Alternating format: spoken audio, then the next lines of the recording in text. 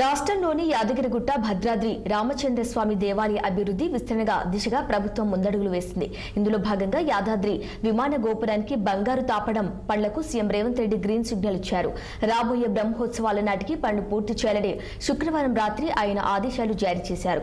అలాగే భద్రాద్రి రామచంద్రస్వామి ఆలయ అభివృద్ధి విస్తరణ పనులను నిధులు కేటాయించడంతో పాటు భూసేకరణ అనుమతులు మంజూరు చేస్తూ మరోసారి ఉత్తర్వులనిచ్చింది. సుమారు 60 నుంచి 80 కిలోల బంగారం తాపడం పనులకు అవసరమవుతుందని ప్రాథమికంగా అంచనా వేసినట్టు సమాచారం. ఇందుకోసం అవసరమైన నిధులు బంగారాన్ని దాతల ద్వారా స్వీకరించారు.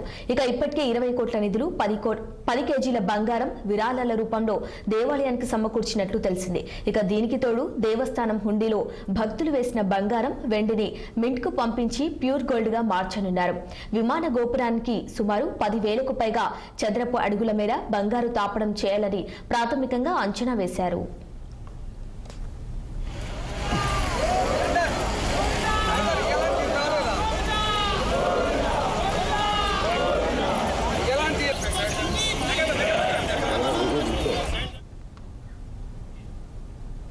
కరీంనగర్ జిల్లాలో